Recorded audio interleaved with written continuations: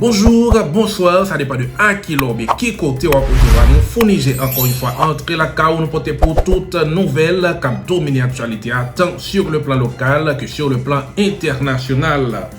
Jodi, mesdames et messieurs, pour une décision qui prend dans le Conseil de sécurité de l'ONU sous le pays d'Haïti. Jeudi 17 octobre 2022, qui c'est jour férié dans le pays d'Haïti, jour ça li mené et anniversaire assassinat Papa Nation Jean-Jacques Dessalines. Nous connaissons que dans l'occasion journée ça, il y a une grosse manifestation qui était annoncée par et plateforme Petite Dessalines côté qui a été programmée pour y aller manifester devant l'ambassade américaine. C'est une journée de tension qui annonçait dans Port-au-Prince pendant que c'est même journée ça qui t'a retenu pour Conseil Sécurité Nations Unies li réuni sous dossier pays d'Haïti à tout. Dans un premier temps, il a parlé de 23 octobre.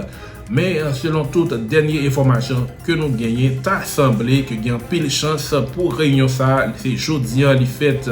Et dans la réunion ça, le gouvernement Premier ministre Ariel Henry li pral gen là pour lui présenter un rapport détaillé sur toute disposition qui prend depuis le mois dernier lorsque le Conseil de sécurité a été Ariel Henry jusqu'à journée jeudi pour te prendre des décisions claires qui montraient que le gouvernement ça lui-même travaille contre problème qui gagne dans le pays, spécialement insécurité. Et puis, le gouvernement là, tout, il doit montrer qui ça que il fait pour résoudre la crise politique là et pour gagner une élection qui fait rapide vite dans le pays d'Haïti. Entre autres, c'est thème ça qui prend le débat aujourd'hui et nous connaissons tout pour gagner décision qui prend là, une résolution pour qu'on ait qui caractéristiques de force pour voir dans le pays d'Haïti puisque le pays d'Haïti li mandé concours l'international pour venir aider le gouvernement avec gang yo. Dans fin semaine ça a gagné matériel, gagné des équipements qui étaient entrés dans le pays, des équipements que le gouvernement haïtien à hauteur de près de 12 millions de dollars selon les informations t'est acheté.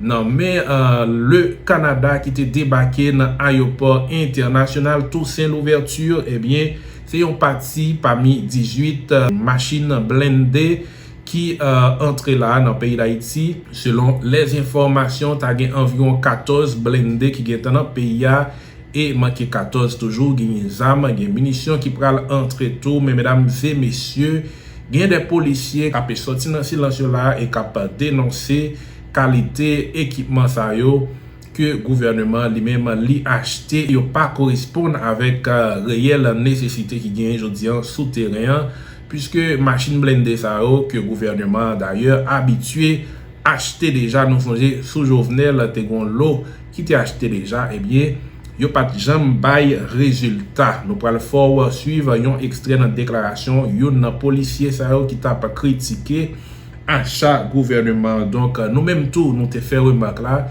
nous voyons que c'est même style blindé que Jovenel t'a acheté, même style blindé, bandio, yo habitué péter et caoutchouc avec balle, blindé ça yo. Nous connaissons sous remorqueur, bien souvent la police a essayé font attaque. Eh bien c'est même blindé ça yo, apparemment que nous voyons qui t'a pas débarqué dans l'aéroport. Tout c'est l'ouverture. Donc, est-ce que c'est un complot? Est-ce que c'est une politique qui la cause que le gouvernement continue à acheter même matériel ça qui était qu'on acheté par le passé qui pas de bail résultat? Est-ce que pas gagné des experts gens qui ont dit que c'est la police qui lui-même était officiellement fois ça a demandé qui ça que le voulait? Est-ce que dans la police là pas une mafia qui a travaillé pour police là par équipement que le besoin journée aujourd'hui. Donc c'est grande question qu'a posé. En tout cas, nous pas croire que dans ça pays d'Haïti là, le gouvernement était capable à laguer 12 millions de dollars dans une série de équipements qui peut pas utile noyen, à le voyer policier nous à la boucherie, à le voyer policier nous à le mourir Yon l'autre fois encore, mesdames et messieurs. Nous allons venir avec une déclaration policière ça pour vous. Selon information qui est disponible tout, mesdames et messieurs, gagné une équipe américaine qui souterrain là dans le pays d'Haïti. Équipe ça, c'est une équipe d'élite qui lui-même prêt pour lui bailler réponse avec des as. Donc, américain, voyez équipe ça dans le pays d'Haïti et déjà sur le terrain. Donc, ça témoignait volonté pays des États-Unis pour commencer à voyer renfort là dans le pays d'Haïti. Équipe ça, c'est pas des militaires, mais c'est quand même une équipe d'élite qui a réponse face avec une série de désastres, takou, épidémie choléra qui gagnait dans le pays à journée aujourd'hui. C'est une catastrophe naturelle et la trier. Donc, à part deux bateaux qui patrouillé côté pays d'Haïti, gagné une équipe qui sous place tout. J'en nous dis ça. Nous allons venir avec plus de détails. Et puis, en parlant de choléra, mesdemoiselles, mesdames et messieurs, gagné plusieurs dizaines de monde qui t'a mouru et gagné plusieurs dizaines de cas qui t'a confirmé. Nous allons venir avec quelques petits détails sur l'épidémie choléra dans le pays d'Haïti, qui, selon un pile observateur, c'est une stratégie que le gouvernement l'État utilisé là pour attirer attention communauté internationale là, ou du moins pour justifier intervention militaire qui pourra le faire dans le pays d'Haïti. Tant que Moïse Jean-Charles a été fait connaître dans une conférence pour la presse, pas gain choléra vrai dans le pays d'Haïti selon Moïse Jean-Charles. Est-ce que c'est vrai? Est-ce que chiffres ça c'est des chiffres qui fabriqués? C'est la grande question. C'est point ça avec divers lots qui pourraient faire essentiel édition nouvelle ça. Mesdemoiselles, mesdames et messieurs, restez branchés au poil gagner. Tout détail à l'heure concernant la deuxième partie émission. Entre-temps, quittez nous remercier infiniment pour présence dans la vidéo ça parce que vous avez quitté un like ou vous avez partagé et vous avez quitté un commentaire et si vous faites atterrir sur channel ça, n'a dit bienvenue sur channel Grande Puissance là, pas hésiter cliquer la même sur s'abonner puis activer la cloche notification comme ça va toujours été connecté avec nous, mesdames et messieurs, qui t'aiment saluer tous quelques amis. Dans ce sens, nous avons un gros coup de chapeau pour Marie, Julie, Carmel, Delva, Ludovic, Tossel, nous avons salué tout. Bertide, Charles, nous pas oublier Israël, Rénal, Marie Gustana, nous avons salué tout. Fabienne, Barthélemy, et ça nous pas oublier Désir, Johnny, nous avons salué Wilda, Elie, Philbert Juste, nous avons salué Beauvoir, Orival, Denise, Jean-Louis, n'a pas salué tout chez Rimen, Pierre, n'a pas oublié Paul Jean Olivins, n'a pas voyé beaucoup de chapeau pour Daphné, Richard, ça n'a pas oublié Valérie, Théodore, n'a pas salué tout Makelele, Diop, ça n'a pas oublié Mirlande, Gaston. Bon, il y a des gens qui sont super branchés, nous pas ouais non li, c'est seulement F qui n'a profil li, est super branché que nous saluons tout. Magali Georges, un gros coup de chapeau pour Gina Remito et tous l'autres amis, même si vous partez nous, eh bien nous pensons avec vous, tout super branché. Merci infiniment, nous aimons pile. Travail ça, c'est spécialement pour vous et ensemble avec vous, on a piqué pour plus de vent sans plus tarder, on a entré directement dans le développement information. Nous partis.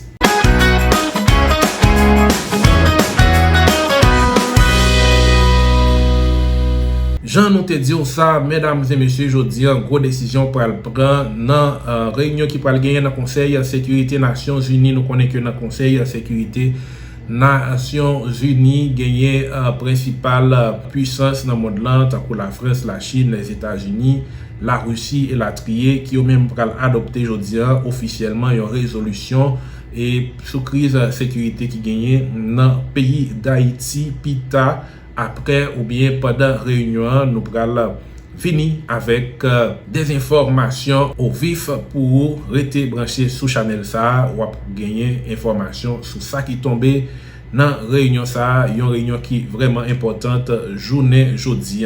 Donc c'est confirmé à 90% réunion à la fête jeudi. Et dans un premier temps, il était annoncé pour 23 octobre, mais il a semblé que c'est jeudi. réunion lui-même l'a faite. Donc, restez branché sous channel ça pour détail yo. Yon l'autre part, la police nationale d'Haïti annoncé là, il y a 3 nègres qui blessés mortellement là dans échange de tirs avec agent yo. Eh bien, yon pistolet 9 mm été récupéré avec 2 motocyclettes dans le cadre d'une intervention que brigade d'intervention de sous-commissariat dans Bon Repos li été fait samedi, mesdames et messieurs. Eh bien, nèg sa yo qui tape circulé à bord de motocyclette. Yo te spécialisé dans acte de braquage, cambriolage, notamment dans localité Rosenberg dans Li-la-Voie. Eh bien, on te gain en possession 4 téléphones portables. Eh bien, par ailleurs, dans sous-commissariat Bon Repos, gagné de nouvelles dispositions qui prend là pour augmenter patrouille policière dans plusieurs quartiers suite avec dépôt de plusieurs plaintes qui fait parce que insécurité a augmenté sérieusement dans zone ça. Donc et ces 3 présumés bandits qui boivent de l'eau bouche dans échange de tir avec la police et j'en regardé dans l'image là ces armes ça qui arrivaient confisquées. J'en noté dire ça mesdames et messieurs, bien journal Miami Herald informé là que USAID yo déployé sous terrain là yon équipe et de réponse avec désastre dans le pays d'Haïti.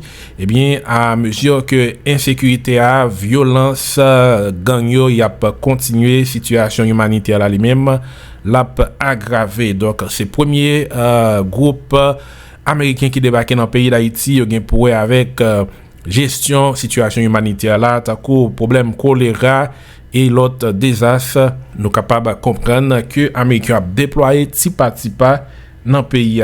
Dans une interview, l'Itebay avec Télévision Nationale d'Haïti que nous pourrons fort suivre dans fin vidéo ça, si vous pas de chance suivre interview ça, nous pourrons la gueule pour là, rester branché, eh bien, envoyé spécial ou bien chargé d'affaires, c'est chargé d'affaires dans l'ambassade américaine dans le pays d'Haïti qui t'a censé représenter ambassadeur et américain dans le pays d'Haïti, li préciser là, li admettre que la majeure partie des armes qui circulé dans le pays d'Haïti, ils sont sorti effectivement aux États-Unis d'Amérique et gagné des mesures de sécurité que Américains ont pris là en ce sens pour empêcher les armes continuer entrer dans le pays d'Haïti sorti dans le pays des États-Unis et gagné gros sanctions qui apprend là contre bandits moun qui fait les armes entrer illégalement dans le pays d'Haïti. Eh bien ambassadeur lui-même li te fait en pile l'autre précision sur mesures qui pral prend là pour résoudre crise sécuritaire là dans le pays d'Haïti, notamment aujourd'hui les États-Unis d'Amérique pral yon protagoniste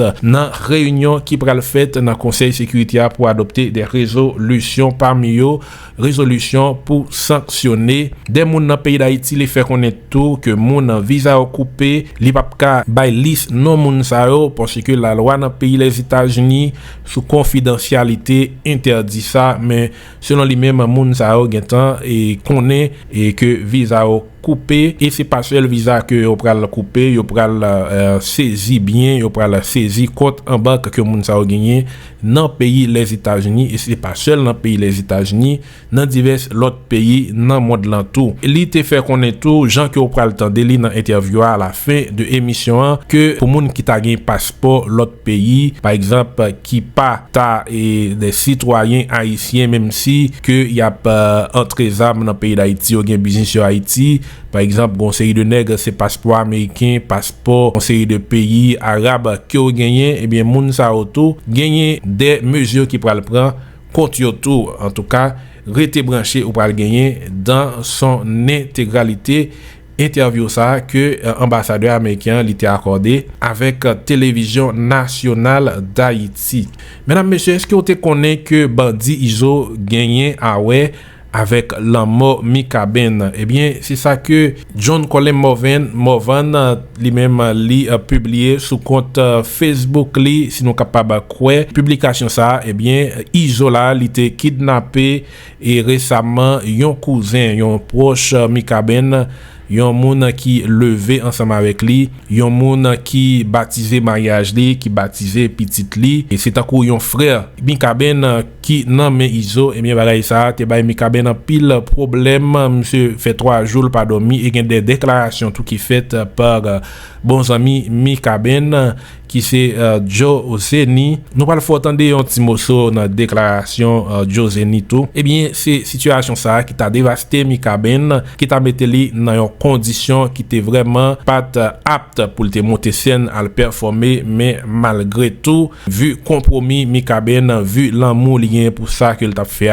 nous capable ouais que monsieur était arrivé monter sur scène malgré le pas senti li bien, et c'est tout problème ça qui t'a accumulé qui vient bay résultat nous gagne journée aujourd'hui une tragédie, un jeune artiste qui parti pour l'au-delà. Nous suivions extrait un petit bout tout petit dans déclaration ça que Joe Oseni t'a fait. Mikaben que nous ouais qui tombé dans gros concert ça que monsieur t'a fait avec monsieur Karimi que me complimenté qui fait belle bagaille ça pour Haïti.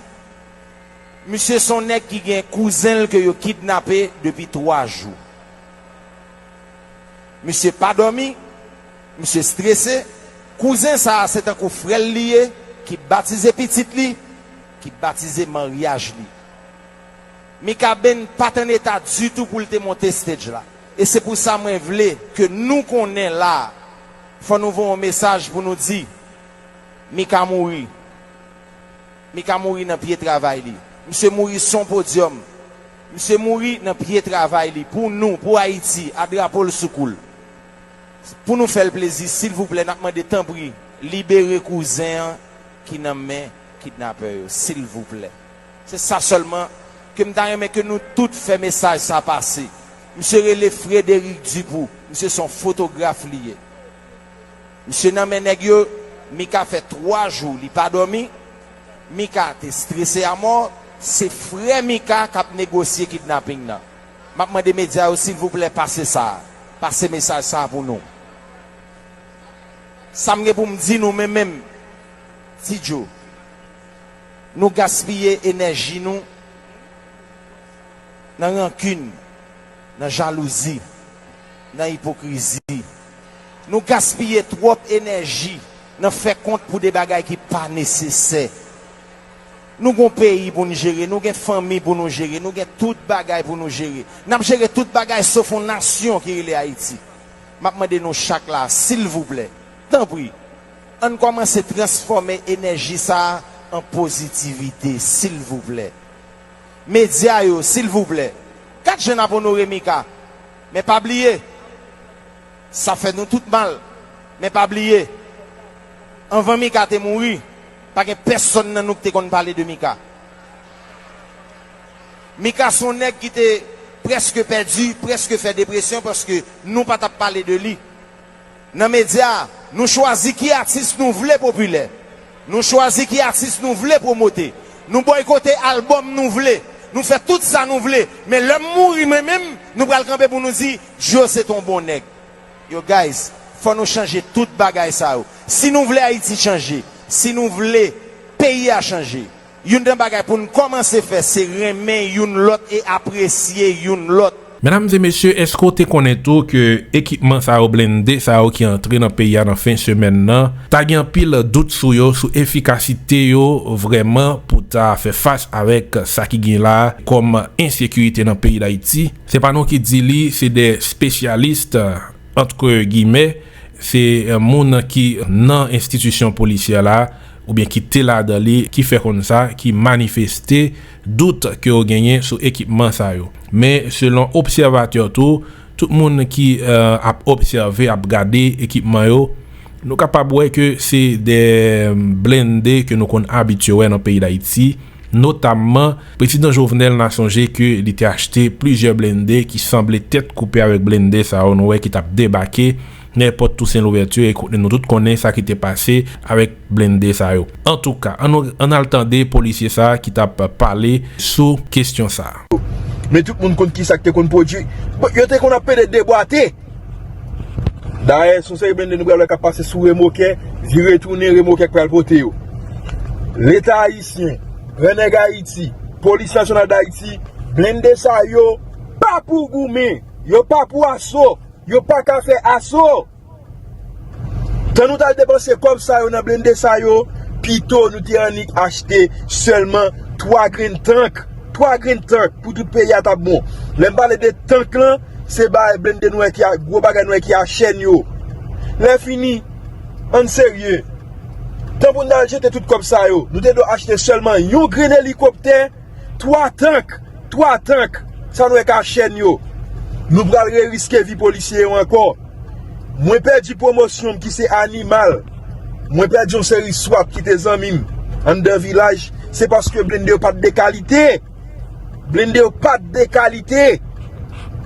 C'est ça qui fait nèg pas de carré comme si Haïti Choléra, organisation panaméricaine pour la santé, li informé vendredi que dans ça qui gagne avec épidémie choléra qui redéclaré dans le pays d'Haïti, alors qui t'a redéclaré dans le pays d'Haïti, t'as 35 moun qui mouri, 47 cas qui confirmés et environ 560 cas qui suspects. Donc c'est comme ça que épidémie lui-même l'État a avancé dans le pays d'Haïti dans le moment n'a parlé avec ou là. Et puis toujours dans ça qui gagne avec choléra, j'ai regardé dans l'image là, c'est comme ça et dans Dahabong que dominicains eux même yo fait haïtiens yo laver main yo avant que yo entre dans territoire dominicain. Nous connaît que dans Dahabong il y a un marché bilatéral que des centaines de commerçants haïtiens entrer chaque jour et sortir dans zone ça qui c'est une zone commune que haïtiens entrer et librement dominicain là qui fait tout ça qui possible pour choléra pas entrer sous territoire yo.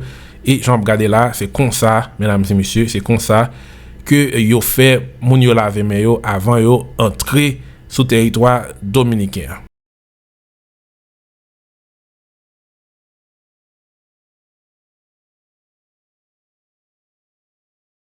J'en noté promet tout ça. À présent, je vous invite à suivre avec beaucoup d'intérêt, beaucoup d'attention ces interventions du chargé d'affaires des États-Unis d'Amérique en Haïti sous antenne TNH. On nous suivre un extrait et n'a tourné. Alors, merci infiniment de m'avoir reçu aujourd'hui. Nous vivons un temps très difficile et j'apprécie l'opportunité de m'adresser à vous et à votre public.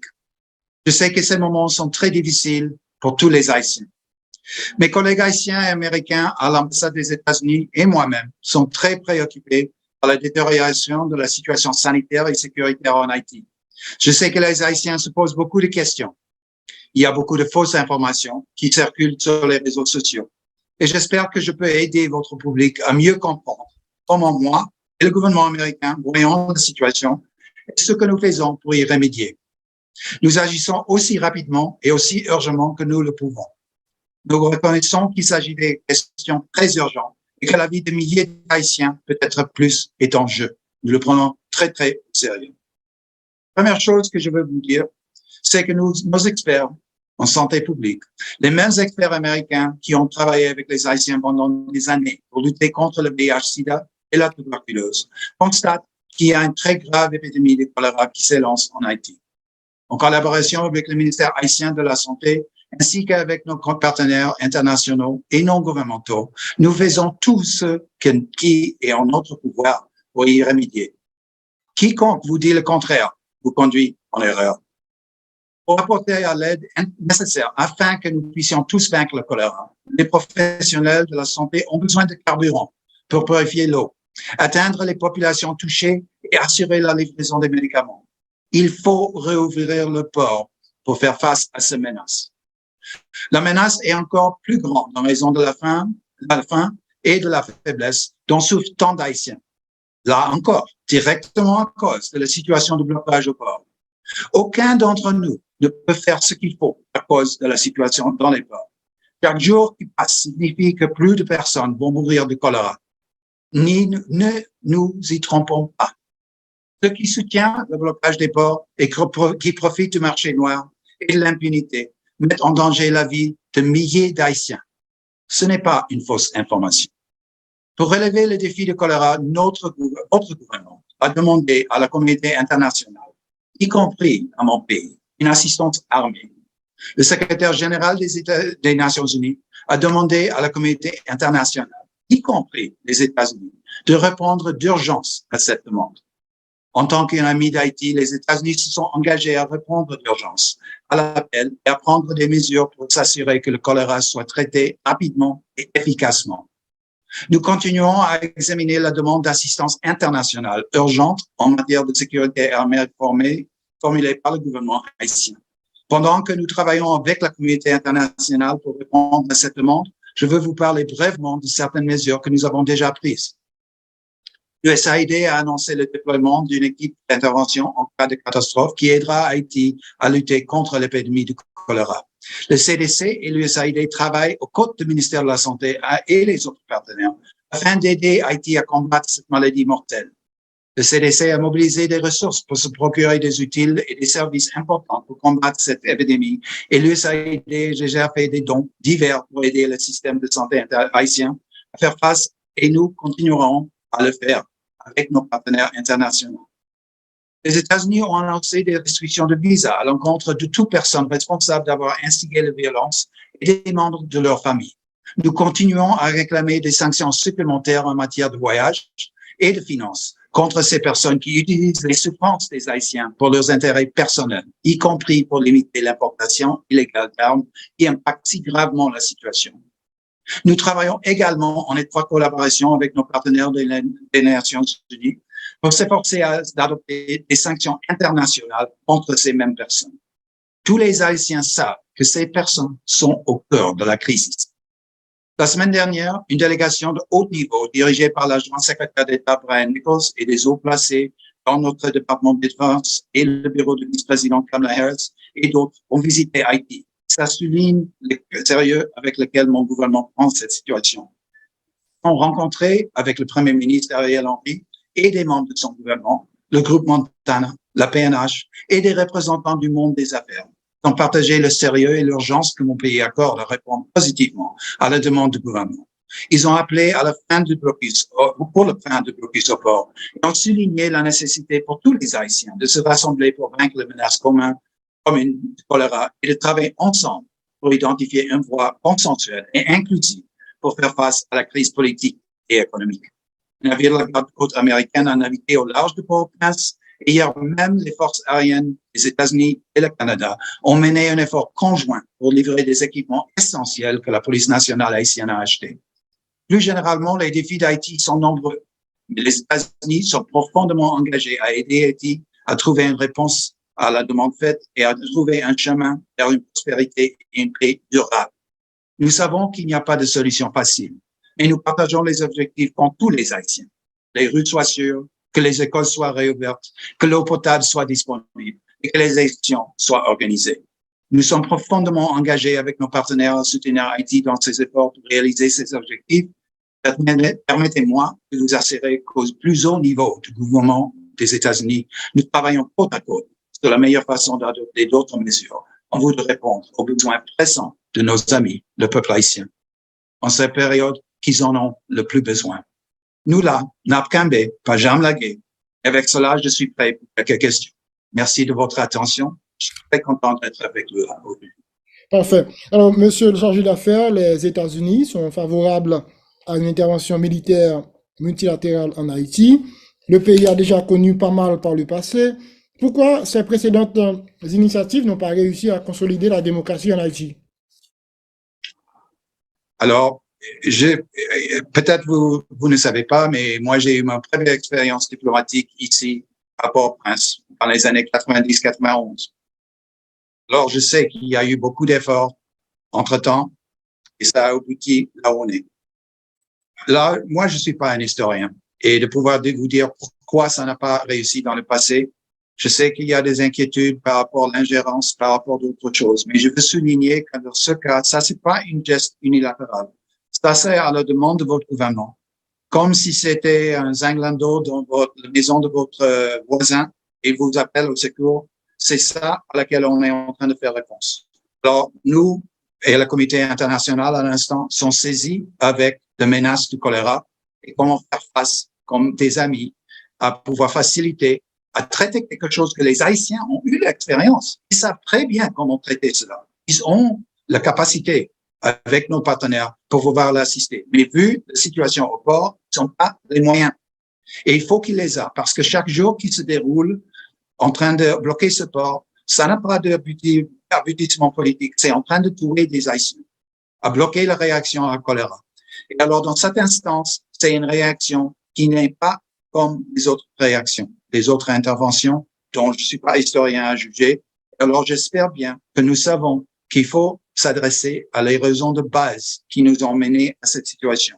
Et ça demande, comme j'ai signalé, comme M. Nichols a signalé, une solution haïtienne entre les Haïtiens pour pouvoir éviter que de telles choses se produisent dans l'avenir. Ça, c'est une partie de la situation. Et l'autre partie, c'est cette menace aiguë, présente aujourd'hui par rapport au choléra, à laquelle il faut que nous répondons. Et dans ce contexte, c'est pour ça que la communauté internationale veut faire une intervention à la réponse de la demande faite par le gouvernement haïtien. Dans ce cas, monsieur le chargé d'affaires, qu'est-ce qu'il faut corriger dans l'éventualité d'un énième déploiement pour en finir avec ces interventions souvent réprouvées par les Haïtiens? Alors, ça, c'est pour toutes les personnes de bonne foi de se deviner comment on va trouver une façon pour rétablir un état de droit, de transparence, de bonne gouvernance qui pourrait fournir à tous les Haïtiens ce dont ils ont droit pour avoir, comme j'ai souligné, des rues libres, la façon de mener leur vie, parce que c'est pour 99% de la population, c'est ce qu'ils veulent.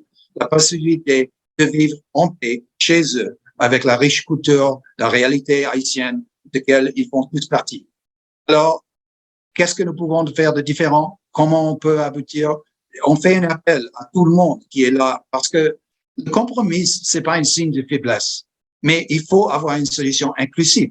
Il n'y a pas une solution de une personne, un groupe qui pourrait donner une solution ici seul. Il faut avoir les efforts de tout le monde ensemble, avec les partenaires. Mais par contre, demander, il y en a qui demandent, il faut que quelqu'un vienne ici. Ça, c'est l'arrogance complète on demande qu'il y a quelqu'un de l'extérieur qui arrive ici pour régler. Avec les choses que moi, les entretiens que j'ai eus dans les premiers mois que j'étais ici, à parcours de toute la société, il n'y a pas un Haïtien qui m'a dit de bonne volonté qu'une solution durable pourrait sortir de l'extérieur. Il faut avoir une solution que nous pouvons tous accompagner qui sera stable pour établir un État crédible et fiable pour le long terme, dont il y a des lois que les élites sont obligées de suivre aussi bien que les pauvres, dont il n'y a pas l'impunité, dont il n'y a pas la possibilité d'avoir toutes sortes de choses importées sans régulation, avoir le marché noir en train de mettre en misère une masse majorité de la population haïtienne. Il faut qu'on trouve un moyen. Et nous, la communauté internationale, est en train d'établir des moyens à faire des complices qui sont complicites avec la situation courante, sont tenus comme responsables sur le plan international et en même temps être là pour accompagner à une solution fiable pour le long durée qui pourrait donner ce que les Haïtiens veulent, avoir la capacité d'être chez eux avec un gouvernement en place qui s'adresse à leurs besoins et avoir un pays paisible pour le bien-être de tous pour le long terme. Enfin, Comment ça va arriver, c'est pas à moi de déterminer personnellement, et je serai là à accompagner avec mes collègues, les compatriotes américains, et aussi la communauté internationale pour soutenir une telle voie, une telle feuille de route. enfin. Alors, compte tenu de la force de frappe des gangs, qui disposent de moyens dépassant de loin ceux de la PNH, est-ce que les États-Unis envisagent des interventions directes sur le terrain pour aider à rétablir l'ordre? Je crois que c'est dans la presse et je crois vous dire, être en liberté de vous dire que la communauté internationale, dont les États-Unis sont une majeure partie, en particulier dans cette partie du monde, sera en train de faire une réponse solide et concrète à la demande faite par le gouvernement. De dire que les États-Unis vont faire seuls, non, c'est un appel à la communauté internationale qui est lancé et ça sera une réponse de la communauté internationale. Mais à les plus hauts niveaux du gouvernement américain, on est en train de consulter avec nos partenaires, avec les Nations Unies, à deviner quand, comment, avec quel soutien américain nous allons pouvoir assister et faire réponse à la demande faite par le gouvernement pour une intervention armée exactement pour faire face à l'instabilité causée par le rôle des gangs à cet instant. Certains disent, monsieur le chargé d'affaires, que vous avez contribué au pourrissement de la situation, car la majorité des armes de gros calibre dont disposent les bandits proviennent de chez vous. Que répondez-vous à cela? La tragédie, c'est que ça, c'est une concession simple. La masse majorité des armes qui sont ici dans le pays, moi, je ne conteste pas du tout qu'ils sont d'origine des États-Unis, d'une façon ou d'une autre.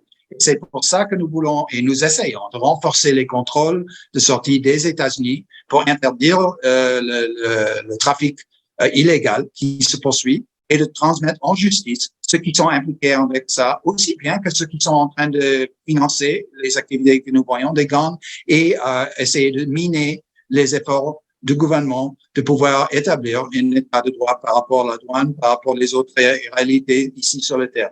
Ça ne sera pas fait dans un jour, mais là aussi, on est très saisis, on est très au courant et nous prenons des dispositions pour renforcer les contrôles de sortie des armes des États-Unis pour essayer que le trafic illégal dans ce secteur soit contrôlé et, espérons-le, éliminé. Et on constate que c'est un vrai problème et il faut qu'on fasse plus et on travaille là-dessus. Parfait. Et pourquoi vous n'avez pas diffusé la liste de ceux-là qui ne peuvent plus entrer chez vous? En effet, comme on dit en anglais, c'est un work in progress. C'est-à-dire un travail en progrès qui se déroule. On a fait l'annonce qu'il y a déjà certaines personnes sous nos lois. On n'est pas dans une position d'annoncer publiquement qui sont sur la liste, qui sont pas sur la liste et tout le reste. Mais ils savent, au fur et à mesure, ils sont bien au courant. Et ceux qui sont affectés. Et ça, c'est quelque chose qui va fixe. Mais on a annoncé qu'on a fait de certaines mesures. Mais il y a des autres dossiers qui sont en train de se faire étudier. Et au-delà de ça, comme je signalais, en coopération nous-mêmes, à travers nos systèmes judiciaires, on est en train de voir des contrôles et des sanctions qui peuvent être prises en public contre certains éléments néfastes qui ont mené à la situation courante dans des différents domaines. Et en même temps, on est en train de travailler étroitement avec les Nations Unies pour faire un régime international sur les sanctions, pour pouvoir contrôler les personnes même s'ils sont pas haïtiens. Ça n'importe s'ils ont des biens dans des autres tiers pays au-delà des États-Unis. Ça sera beaucoup plus efficace si en effet, on est en train de faire, et on a la coopération de la communauté internationale, je crois bien, pour pouvoir viser ces biens, ces capacités et les individus à travers le monde, plutôt que simplement les États-Unis. Et alors, les raisons sont transparentes par rapport à ce qu'on a annoncé avant hier, c'est simplement nos lois qui obligent qu'on ne peut pas émettre les noms en public, mais en même temps, on poursuit des autres sanctions dont il y aura des noms attachés. Au fur et à mesure, ça va ressortir. Et on est en train de travailler à voir augmenter ces sanctions contre encore plus de personnes et en même temps en coopération avec la communauté internationale. Mais parfois, on le fait pour d'autres pays. Pourquoi on ne veut pas le faire pour Haïti? Comment? J'ai pas bien compris. Parfois, on diffuse des listes de restrictions concernant d'autres pays, mais pourquoi on ne le fait pas pour Haïti? Il faut dire que c'est une question de nos lois. Dans la première instance, je comprends que on est strictement interdit de pouvoir pas émettre ce liste dans un sens formel. Je sais que dans l'histoire, il y a des autres occasions dont, fur et à mesure, les listes ont été mises en public. Il faut dire que moi, je suis pas au courant d'exactement comment ça se déroule, s'il y a une date limite à laquelle on fait public ou non. Mais pour l'instant, j'ai ce que je viens de vous dire, que carrément nous, dans ma position, je suis pas en autorité pour pouvoir émettre une telle liste. Alors, les mêmes critiques reviennent à chaque fois, à savoir que le soutien fourni à la police par les États-Unis ne correspond pas aux besoins réels de l'institution eu égard à la gravité de la situation sécuritaire. Évidemment, il y a un défi très réel, très aigu qui se présente. Depuis un bon moment, en coopération avec les fonds et les assistances substantielles que nous fournissons à la police, les autorités compétentes nous disaient qu'ils pouvaient gérer la situation. Et on espérait qu'on pouvait continuer comme ça. Peut-être que vous n'êtes pas au courant, mais on a des restrictions très strictes, vu l'histoire d'Haïti dans les derniers 30 ans, par rapport à ce que les gouvernements américains elles-mêmes peuvent fournir et ne peuvent pas fournir directement à le gouvernement haïtien. Cela étant dit, en même temps, on est en train de travailler aiguement et maintenant, avec la déclaration faite par le gouvernement, vu la crise sanitaire par rapport au choléra, on a pris une décision de pouvoir répondre à la demande faite au-delà de ce que c'était la demande auparavant. Et on est en train de voir nos options. Et je peux vous dire que c'est évident qu'il y aura une participation internationale à faire réponse à le gouvernement, à sa demande. Et maintenant aussi la demande faite par le secrétaire général des Nations Unies, qui renforce cette demande. Il y aura une réponse, ça sera international. Exactement le rôle des États-Unis dans ce poste, ça reste à savoir. Il y a même aujourd'hui, dimanche, Et dans les derniers jours, je peux vous dire, à les plus hauts niveaux du gouvernement américain, des discussions qui se déroulent exactement quoi, comment, quand, et ainsi de suite.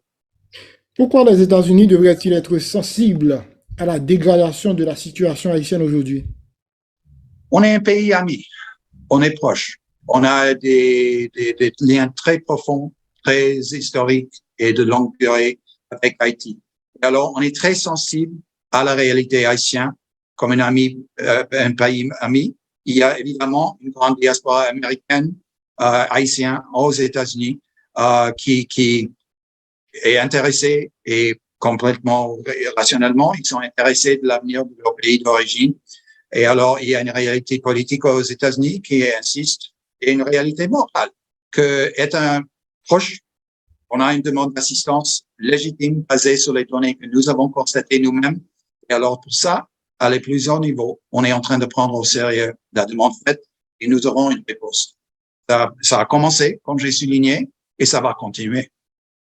Ça va continuer. Il y a un deadline pour qu'on ait la réponse concrète sur le terrain, monsieur le chargé d'affaires? Oh, c'est pas à moi de prédéfinir quand et comment exactement nous allons avoir une mission à déclarer, voilà, ça c'est le but de l'assistance internationale qui sera fait et avec quelle durée et tout le reste. C'est, comme on dit, it's early days.